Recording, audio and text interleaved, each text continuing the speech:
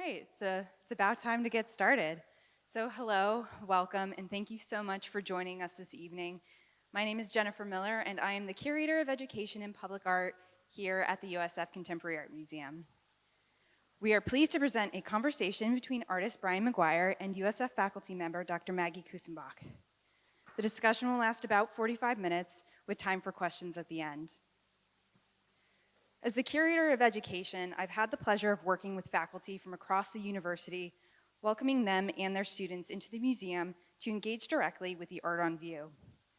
One of the courses that I found particularly thoughtful in its dialogue with this exhibition is taught by Maggie, who is joining us tonight from Sociology and Interdisciplinary Social Sciences.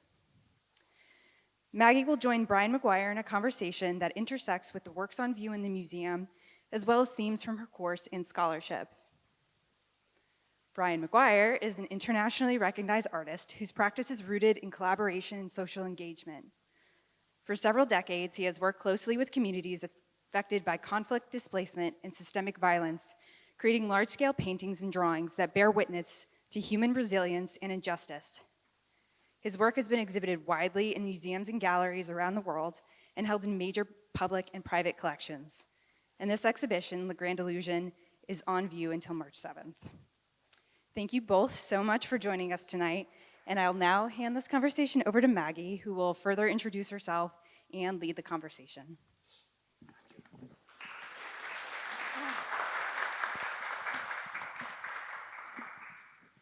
All right, good evening, everybody. So my name is Maggie. I've been a professor at USF for 23 years. I'm a sociologist.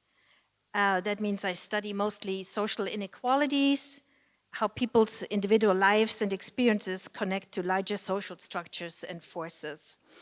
So my major topic is cities and communities. I've done research in California, Florida, and beyond about feelings of home and belonging, but also about poverty and disasters.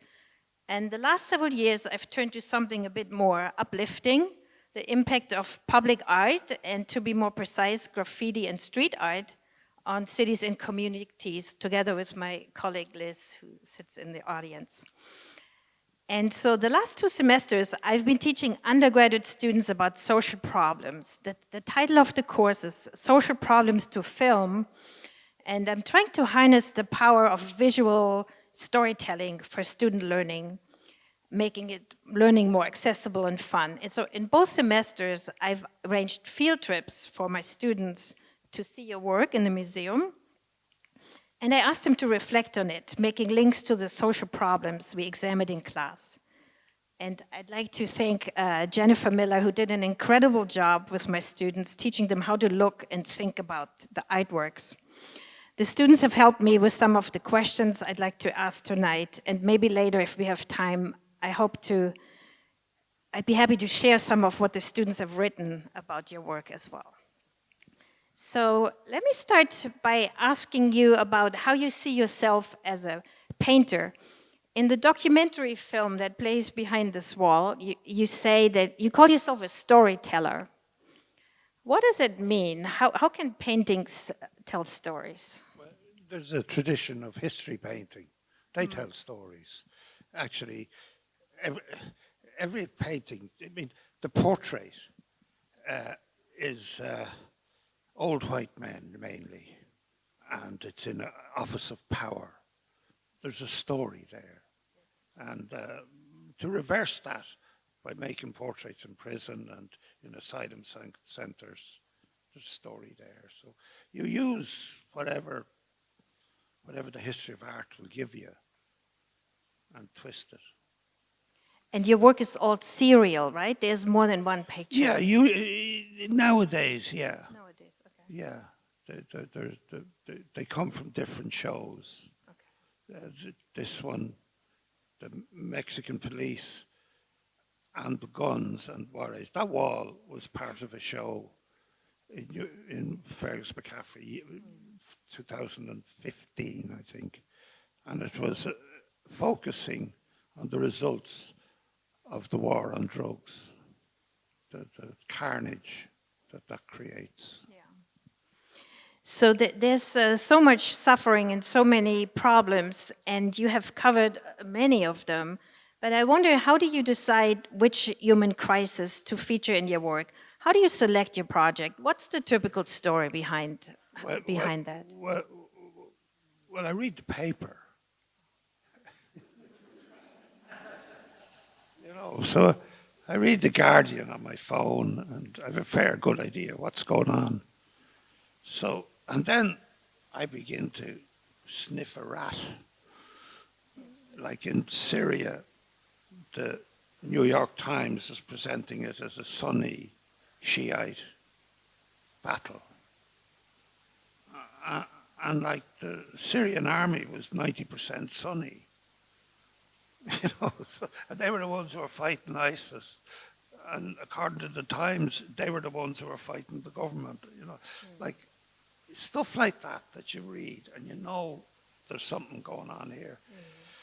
And so I tried to get a visa, didn't succeed. The embargo, or I don't know what they call it. I'm beginning to forget terms. So, but what do you call it? When they ban country from going anywhere, and people from going anywhere. Travel ban? Yeah, a travel ban, but it applies to the whole country. I'm losing myself. The basic thing was that there were no embassies anymore from the Syrian Republic. And so I put it on a shelf and waited.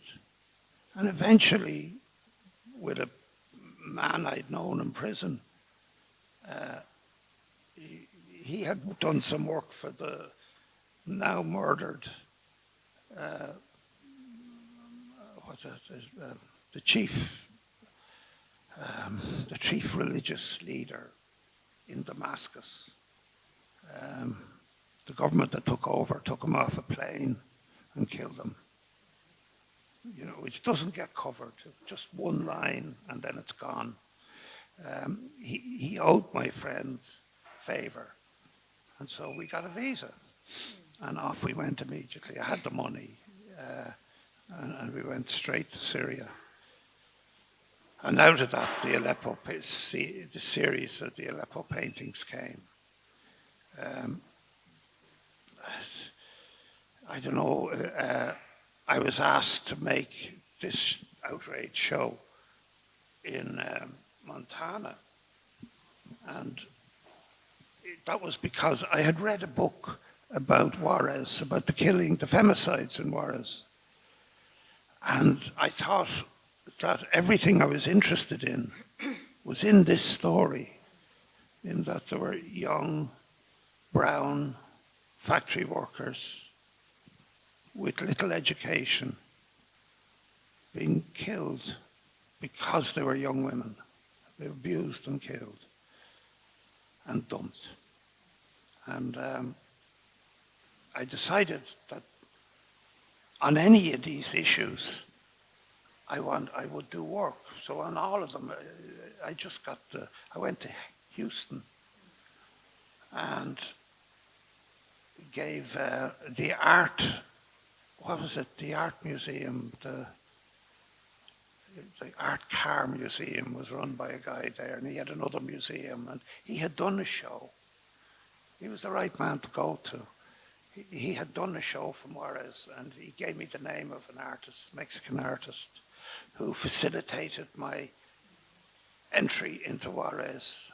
And I met the families. I did a workshop for the orphans continuously during the presence. I was there about 8 years, on and off. And so projects are in my mind, but if they become feasible, they get done. It requires money and time. So it's a mix of finding things in the newspaper. Sometimes you get invitations to do a certain project. Yeah, I did the job in Juarez, and it was published and shown. And I was painting it up in Idaho, because I had a studio there every August. And I was doing the first works there, and a curator happened to visit.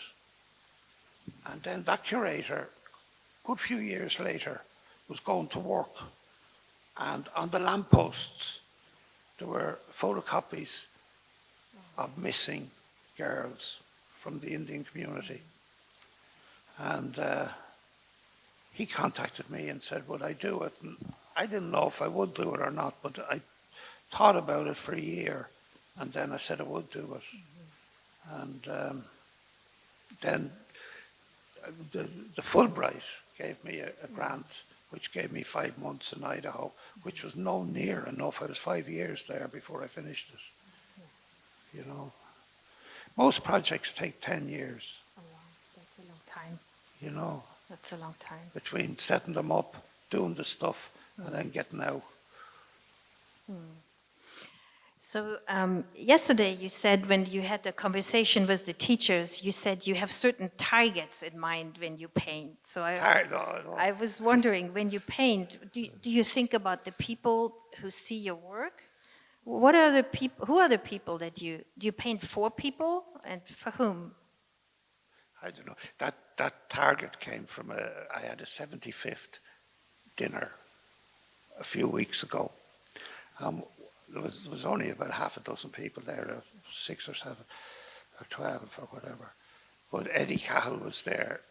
If any of you saw the film, The General, it's about himself and his family. They were gangsters in Dublin. They're lovely people, believe me, unless you upset them. But that's the way of all the world. But Eddie studied art and became an artist when he left jail. But he was the one who was asking me who my target was when I said I was doing a show in Dublin. And he said, you usually have a target. And the target is, I'm trying to upset somebody. Okay. You know. I see. That's usually, anger is a great motivator, you know, for work. If something makes you angry, go do something about it. I'm asking because the main place where people can see your work is mostly galleries and museums, right? Yeah. So, but sometimes also in other places. So if you had a free choice of where to show your work, where would you show it? Well, I don't know. You like I showed it in the Hugh Lane. This show was curated by the Hugh Lane, and that's a Dublin City gallery. It's at the top of O'Connell Street, and like yourselves, it was extended due to a building program, and but 106,000 people went to see it. But that's a lot of people. Now, I couldn't reach anything like that outside of that. Mm-hmm. Now, if I put it up in the Museum of Modern Art, I might have got 100 people. You know, so I got it in the right place, and I know them there. I know that for 30 years I've been going in and out of that place, and I know the attendants, and they were my main cheerleaders with the public. So you like for your work to be seen by as many people as possible, of course, right? Yeah, I've got a show of migrants which I've been drawing in a UN centre in Dublin, and I do 6 of them a week, 3 days, and the title of the show is These Beautiful Men. So that's all very good, nice. But the place they're in, some quisling army, self-described army, tried to burn them all out in an attack. And there was riots in that place, you know, a few months before I went in. So nothing is innocent, you know. There is, to actually draw these people and present it in public, and it'll be shown in Tala, which is a large working class district. A brilliant museum. It's not a museum, it's an art centre, but it's completely used by the people. It's always full, like the cafe is full and stuff. So that's been shown in the right place. It would be a bit odd showing it in a fucking gallery, you know, which is limited to kind of upper middle class art viewers. You know, I always have a problem with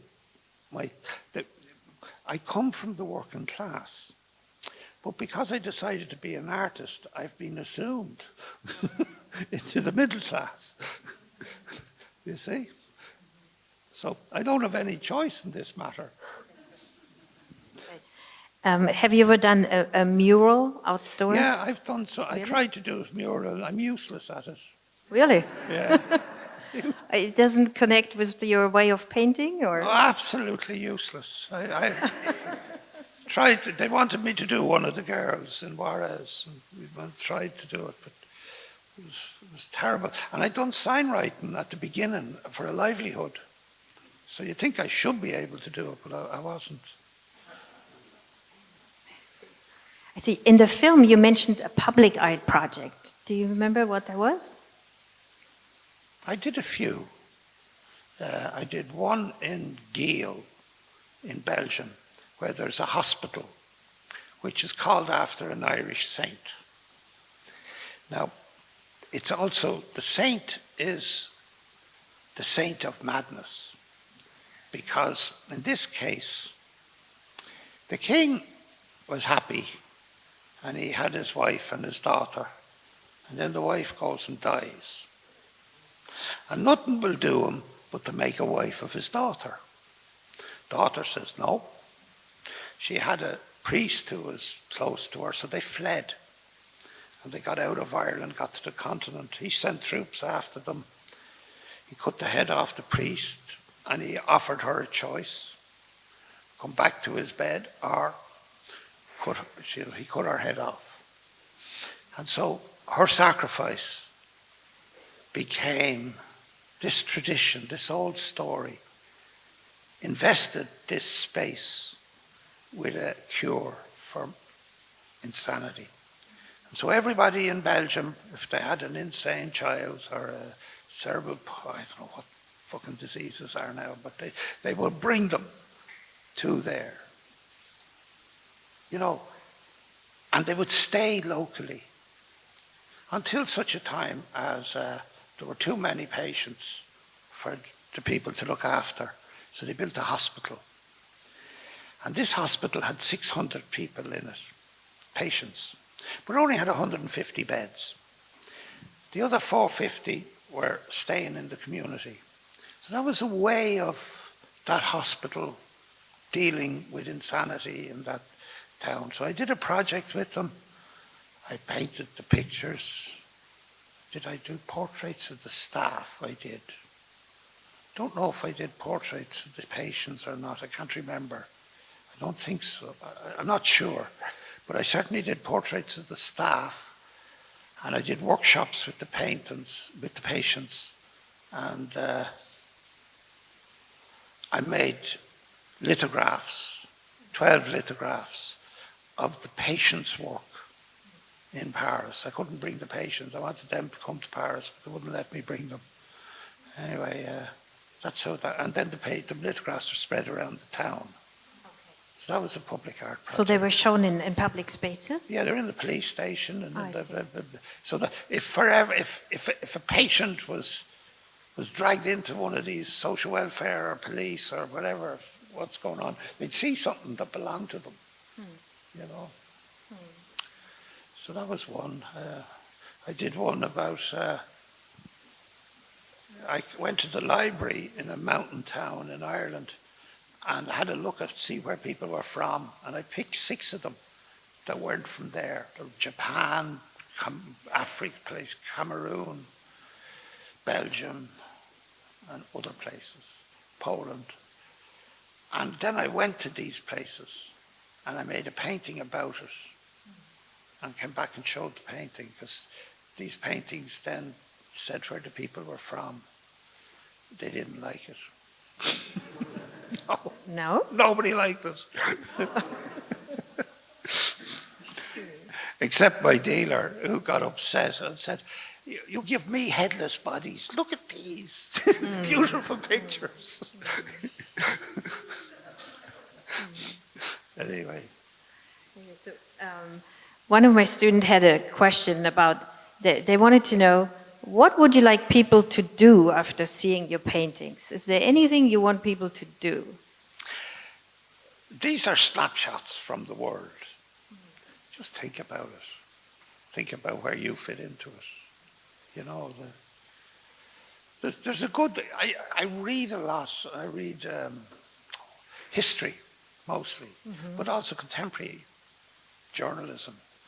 You know, I read Ed Villami's books about the border when I worked there.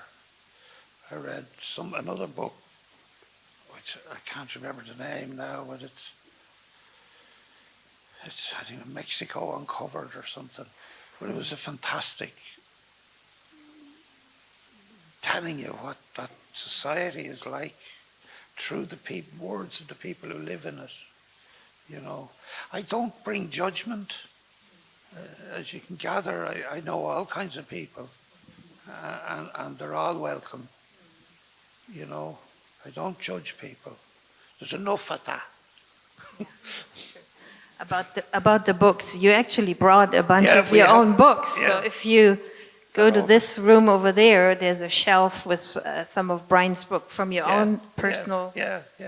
What are you reading right now? What's on your nightstand? I'm reading a great book which I was given for my birthday. It's a story of. It's a book about governments. The government of Japan, Soviet Union, Nazi Germany, England, France, USA in 1940, 41. So, I just finished reading about Roosevelt and how he came to the land lease, which saved Britain. You know, and all about the people for him. And like it's all about what happened. It's a history book. But I'm reading it because, you know, I don't know if we're on the brink of a world war or a big fucking catastrophe. I don't know. I think not, actually. But it could be, too. There's fucking warships moving around in the sea. And they all have nuclear weapons. So that's why I'm reading it. And you read mostly... You read mostly non-fiction, right? Yeah, like history. Yeah. Do you ever read stories? Oh yeah, some of the younger women are writing in Ireland now are fucking magic. You know, absolutely magic. You know, Keegan. You know her? Yeah. What's her name? Keegan. Keegan. Yeah, she wrote a story about a French girl who this Arts Council worker in the Arts Council fancied. And he was a total fucking idiot. You know, a complete, utter dunce. He had a most beautiful girl who cooked lovely food for him. And he wanted to know why they didn't buy in Chinese, which is kind of crap in Ireland. Anyway, you read the book. It's take you about 2 hours to read. But it made me kind of embarrassed at our menfolk. Switching topics, I wanted to ask you about what kind of work are you doing in Tampa right now? Please tell us a bit about your project. I have a very nice job because yesterday I made 4 drawings in there, and tomorrow I'll make another 4. There's 4 people involved, so there's 8 drawings, there's 2 of each. The people that I'm drawing, I just give you the name of one, Paul. Paul went to prison. He was sentenced to death for the murder of somebody, I didn't ask who. In 43 years ago, and he served 35 years before he came out, when he was exonerated, when they did the defense did DNA and all that stuff. And he wasn't in it. Whereas the guy that was responsible for the state lied to the court that he was in it. Now, I asked them, why I'm meeting them, how I know them, is that the centre they're in was set up by Sonny Jacobs. Sonny Jacobs, it was arrested for the killing of 2 policemen and sentenced to death. And her husband also. And her husband, God love him, he made history because the officer in charge of his execution didn't put the sponge on his head. And he went on fire in the chair. And it was so horrific that they banned the electric chair. It had that impact. But Jessie was dead, and Sonny was still in jail. And she worked out that she had 2 children. The mother used to mind them. The fucking mother and father died in a plane crash. And so the children are now spread out by social services. Eventually, the third party admitted that he did it. And she was released, exonerated, as Paul was. Amnesty International was working with her in New York. And I had a friend who was also in jail for killing the 2 policemen. And it was very dodgy, his conviction. And he always worked on reversing it. And he eventually, he managed to get new evidence into court. And in the retrial, the police case collapsed. And he was released. Didn't he meet Sonny in New York? They're both elderly, and they ended up marrying. And they're a couple. I knew them as a couple. They started the Sonny and Peter Centre in Ireland and the Sonny Jacobs Centre here. In Tampa. Mm. Yeah, which is for people who are falsely imprisoned to help them in their release. And so that's what you're doing here. Well, I must say, the filmmaker, the guy who made the film on me, he has made a film on Peter and Sonny. And he wanted me to draw the 4 men from Tampa so that he will exhibit them when he shows the film in New York. So I was delighted to meet them, delighted to do the drawings. I mean, I asked Paul how he did the time. And it was almost like what Sonny had said to me. He said, well, you know, I was in prison and I had to come to a conclusion that I need to use this place to make me the best man I can be. Now, when you think about that, all the problems we have, fuck it. We have nothing as big as he had. So we could adopt that policy. And I knew, when he said it to me, I could hear Sonny. She died in a house fire not too long ago. And when you paint people's portraits, tell us about what you always do. You sometimes do two copies, right? When I'm working with families, there's always a portrait of domestic size given to the family. Well, that meant that this job had 60 works in it, not 30.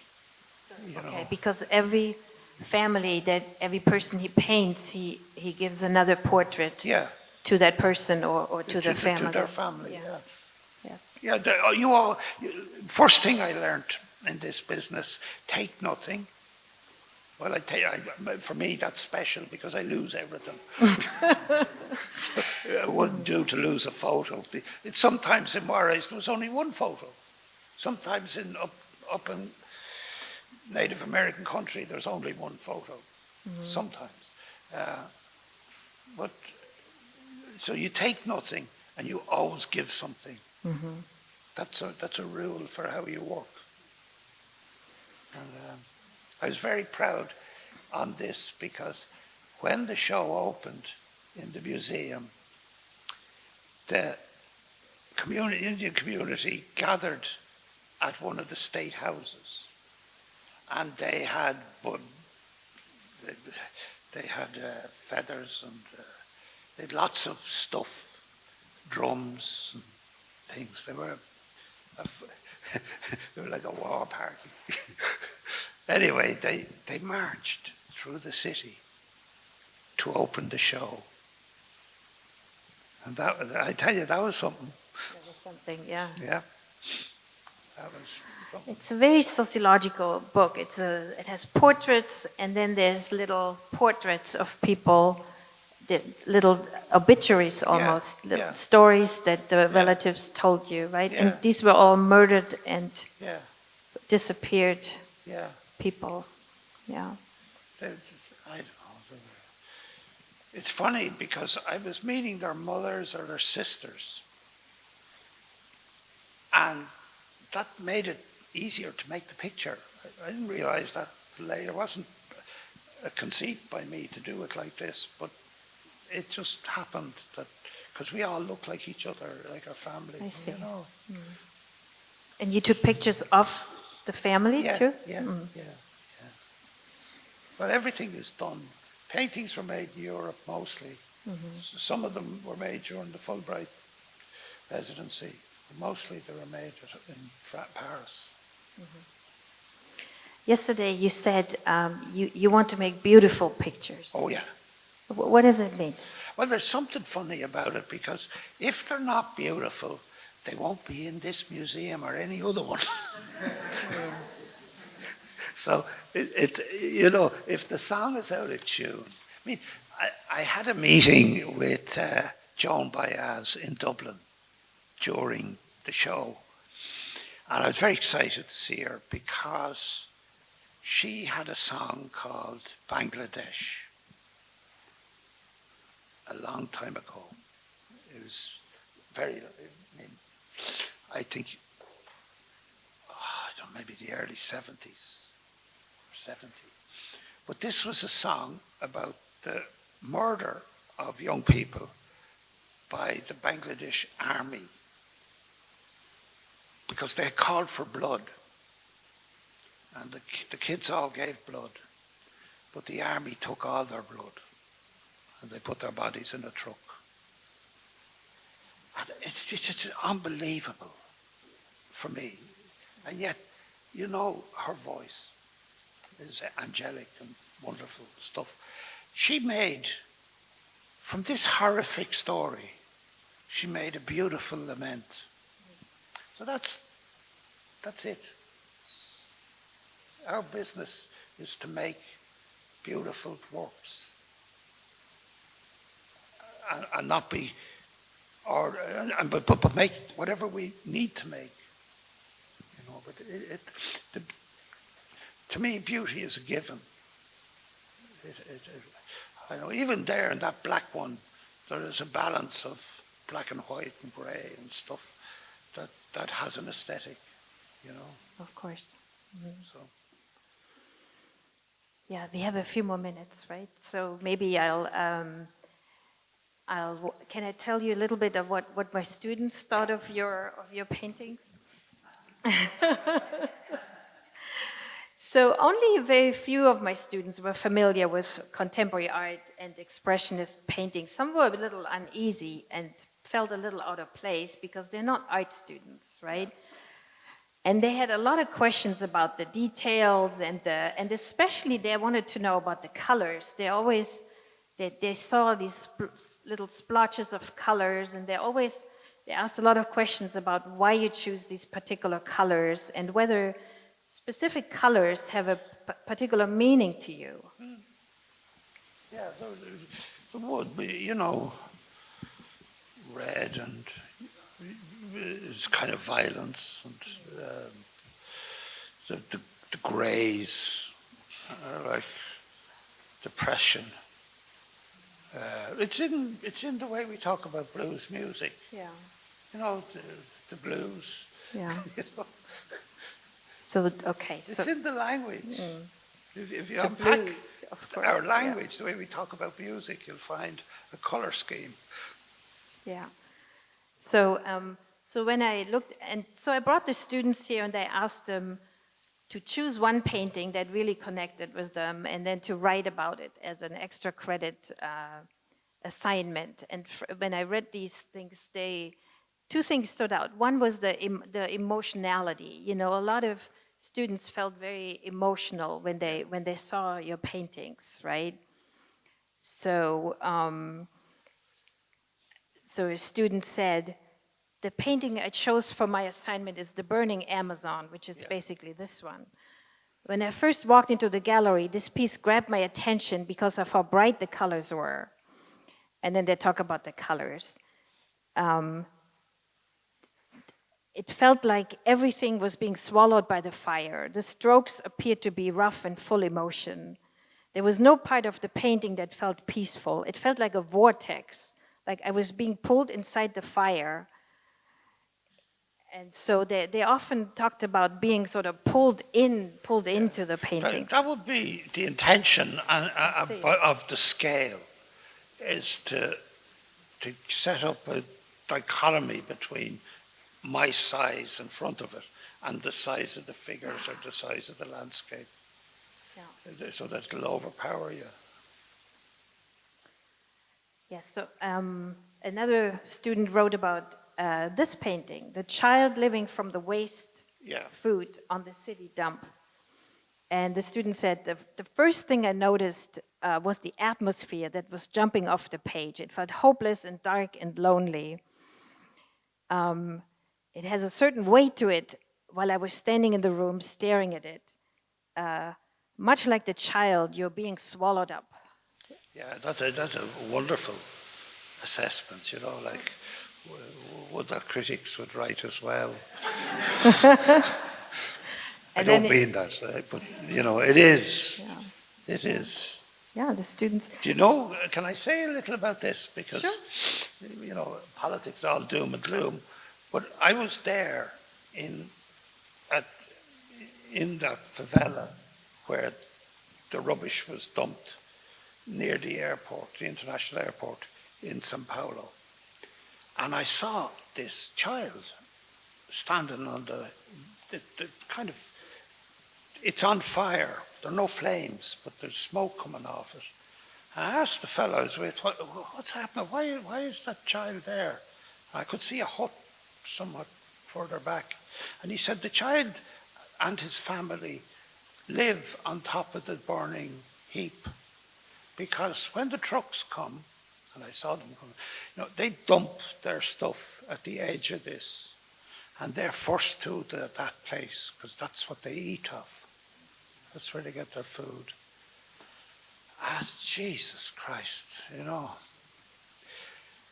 Speechless is probably the proper answer. Anyway, I went back. I was commissioned to do work of what I learned from being in the world. And this is the fucking one that still stuck with me. And I decided I'd do that. So I flew back to Brazil and tried to look for a burning heap. And I found that Lula, in his first term of office, had hired all the families as sorters of rubbish, you know, reclaimers or whatever the word is. And they were no longer, they had wages and they had jobs and they were okay. So it took a long time before I found a burning place, but I found one. Found one in the Amazon. Now, when he was given his second period in office, the hooligan who he had replaced was in Miami. He didn't come to do the gesture. So he was able to choose anybody from Brazil to put the garland of office around his shoulders. He chose a woman whose mother and grandmother had done this work, and she had done it. That's who he chose to represent Brazil. And, you know, where would you get it? Anyway. Yeah, so then the students also did research about the issue you portray, and they connected it. But let's stop here. Thank you so much. And let's stop here and maybe invite the audience to participate in our conversation. Thank you. Thank you. Very gentle.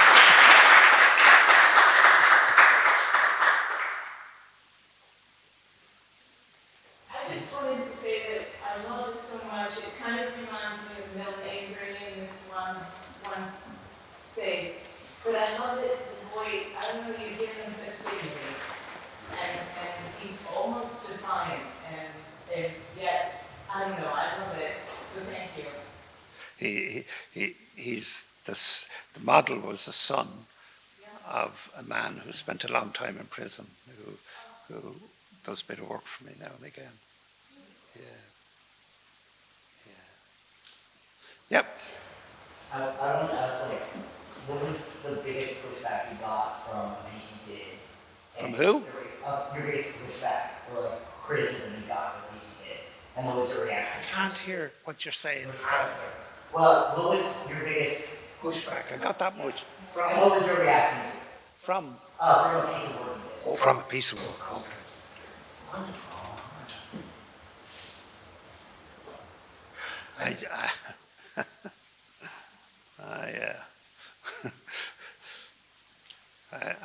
I remember I had done in my early life, I had examined my sexuality.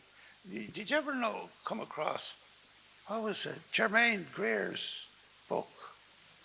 Germaine Greer. Yeah. I can't remember the title, but my sister gave it to me to read. And so I thought I liked it. And I said, well, this is telling me to examine all my sexuality. It was telling women to do it. That's what I done anyway. And I had one picture which was very graphic about a man. And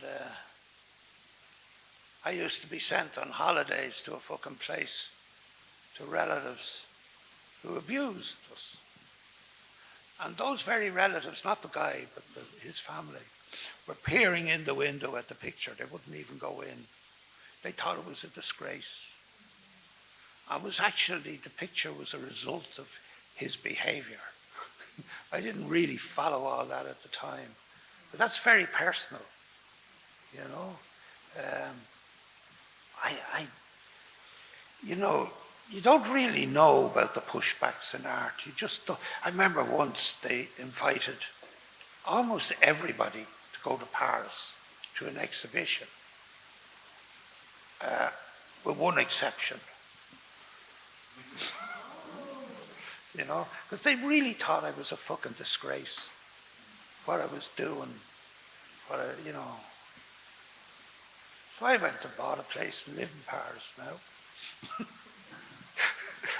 That's how I deal with those things. Yes, please. Hi, I'm one of the students in her class, and when we went there, one of the most overlooked paintings was the one with the train tracks. Yeah. 35 words all by itself. Yeah. The most one here, and it's the only painting here that doesn't have a description. It doesn't have a title. Oh. Please give us the back. Oh yeah, the painting. Oh Jesus. The story behind that picture is very simple. I told you I read history, and I came across, I think, Lord Nelson, who was an absentee landlord in Ireland, and he won a big sea battle, I think, on behalf of the British imperialists. Anyway, he made a comment when the English government introduced a bill for third-class tickets on the railways. They had first-class tickets, second-class tickets, but now they were introducing a cheaper ticket for ordinary folk to get in the train. And he said it was a thundering disgrace. He said, how will I know where my tenants are if this bill is passed? They can go anywhere they want. Anyway, so I had a fucking bastard. So I got a photo. I saw, you see, there's two ways of looking at trains in Europe. Auschwitz is one. And the other way is that it's a democratizing affair. You know, so. Yes. Other questions? Yes, in the back. In your opinion, is there a community that you've embedded yourself in that's left the most lasting effect on you or your art? I spent 20 years working in prisons. I worked with the IRA and their offshoots, and I worked with the drug gangsters and the armed robbers. And that was the community, I think, that has most affected me.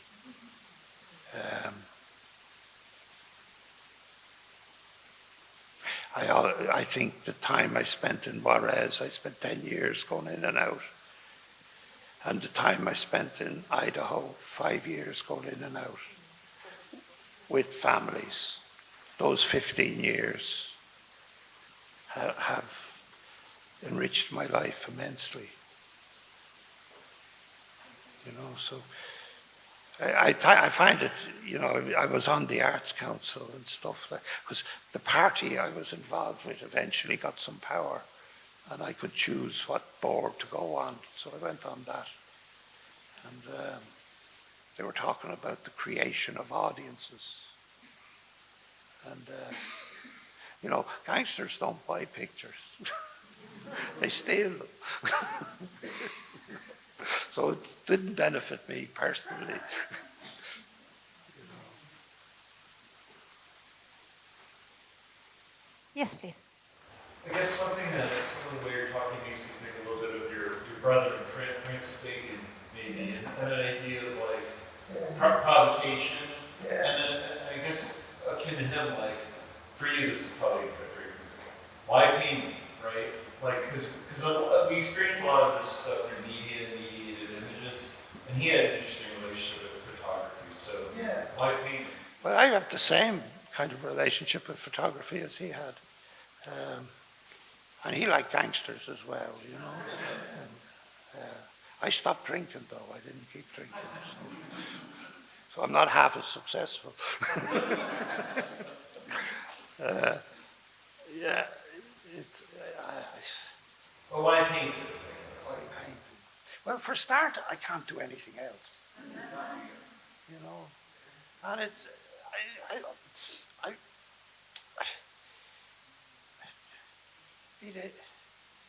I like it. I like to do it. Now, students say to me, oh, I'm doing painting because I like to do it. And I mean, I'm a bit more reserved now, but I would have cut their head off if that was the only reason they had for being here, just because you like it. It's not good enough. But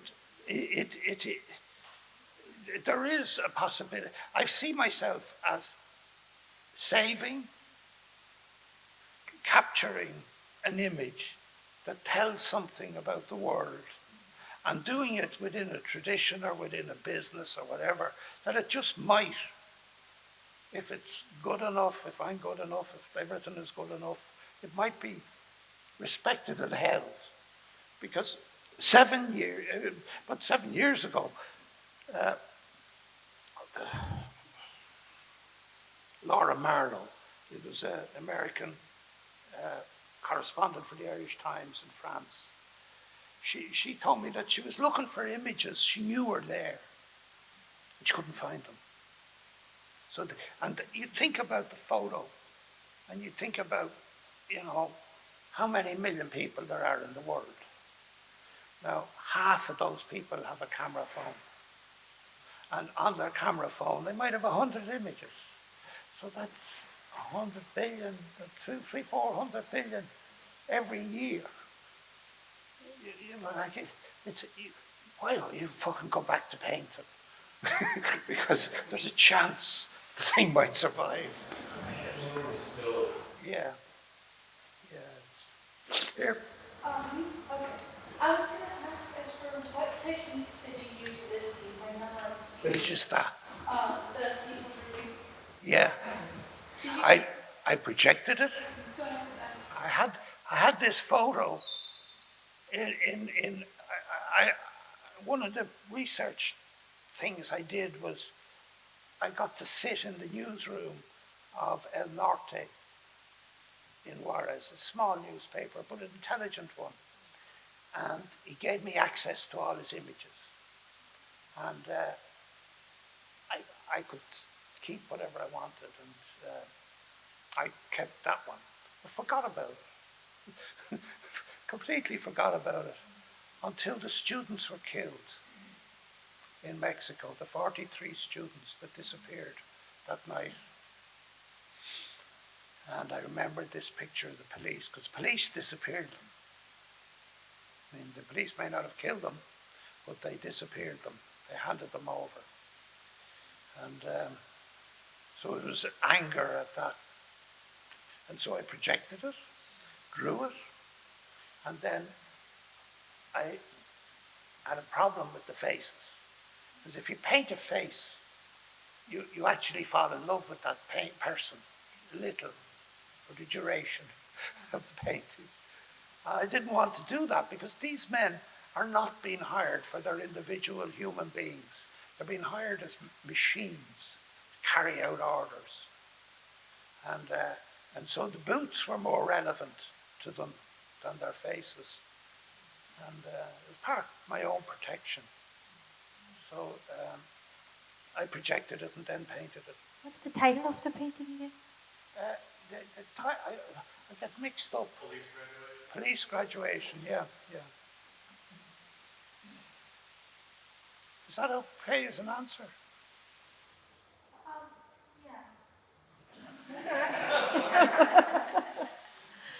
Any other questions? Oh, Brian. Yes. I think when you were doing the painting in Juarez, you did a show on both sides. Yeah, that's right. One in Juarez and one Yeah. in Paso. Yeah, the same works. And I was wondering how different the experience was. Oh, you know.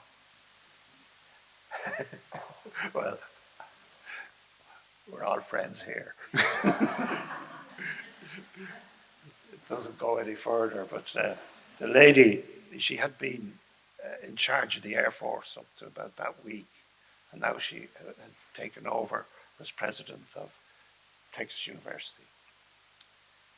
And she was very moved by the work, and according to the curator, the director, I made her cry. So that's that. On the other side, I did the crying, because the families of those girls came, and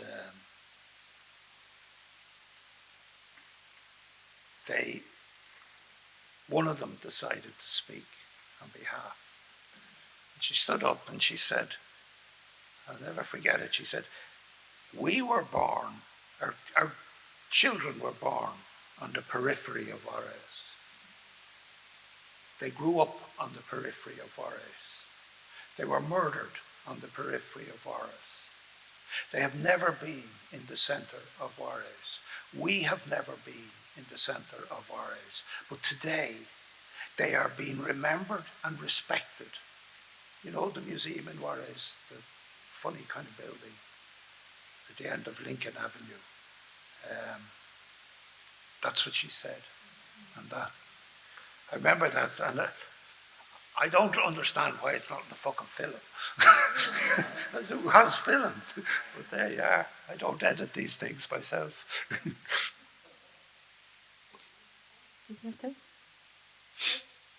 Anybody else?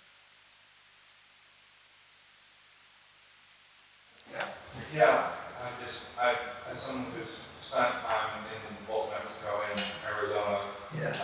I really resonated with both these paintings and those over there, because I worked with a lot of immigrant families when I was there too. Yeah. And so the painting of the skull in the Yeah. desert, it really resonated with me because I remember a good friend of mine, Jose, who crossed the border in El Paso, lost his glasses in the river, without glasses for years, and I remember for every Jose, there's probably 500 people who didn't make it. No. It's not that. It's the other way around. Well, right, and the numbers are backwards, right? So 140 a year lose their lives on average. And that's, so it's something that really resonated with me. And so I guess, again, having spent time in Mexico and Arizona, my question for you is just like, what sort of things do you think that we can do here in the United States to help support some of these people who are just trying to make a better life for themselves, especially when it's become so politicized? I mean, the question you're asking is a question I have in Europe. Whatever amount of people die coming across that desert, hundreds more, 100 times that are buried in the Mediterranean, are being buried in the English Channel. But because they're gone, we really don't get very upset about it. The guy, the man in charge of the medical unit, I don't know, chief medical officer, Greg Hess, he allowed me, he did the computers so that all the pictures of 4 years of corpses that have been found were made available to me. And I selected 100 of them and took them to Europe and made that show. About 20 of them. But there are people, it's a political decision of what you do about when you have a rich fucking building, poor building beside it, and rich country, poor country. These are political decisions. So get involved in politics. That's all I can say to you. We have time for one more. Yes. So, you said a couple of things that made me think of this question. So, earlier you said that you were motivated by anger, right? It's a great motivator. And with this particular article, this really resonates with me. You chose not to draw the faces. Yeah. One, because it wasn't important, but also it was a way of self-protection. Well, just a little bit for me. Okay, well, that was my question. Doing this kind of work all of these years, how do you take care of yourself? How do you keep from being consumed by the anger? I don't know. I've a reasonably strong sense of irony. I find that I used to work in the Portlaoise prison. There was 4 levels. The top 2 were IRA. The third one was other different gangs of Republicans. But they would be shooting the people on the top and vice versa. And then on the bottom were the gangs, the Dublin gangs and stuff. They would shoot everybody. And I also did this in Northern Ireland, going around the maze, where you had loyalist paramilitaries. And it was worse up there because they built it like from Home Store or something. All the furniture was the same. And all the rooms were the same, even though there were different parts of the prison. So the furniture wouldn't tell you where you were. And in this, you have to change your language. Each time, in my view, you have to become you're walking into somebody's space, you're their guest. So you better behave yourself and show respect. And that means that you need to know who you're talking to and all that. So you have a different way of talking to a major drug dealer on the ground floor, to a bomb maker on the top floor. But you were with the other fella 10 minutes ago, and only on one occasion did I make a mistake. And the fella told me he thinks I shot his wife. And that was a mistake. I showed the wrong picture to the wrong man. But I have to become like a Shyamalan. You know, it's a funny kind of thing. And I used to, when I started working in jails first, because they're kips, they're dirty, filthy, not clean. I started staying in hotels, good hotels, to get a break from the grime. You know, but anyway, I don't know how. But I have family. I have a wonderful wife who, you know, 40 years or more, or thereabouts. I have children, I have grandchildren now. Those things sustain me, you know, like all of us. Okay? Thank you so much.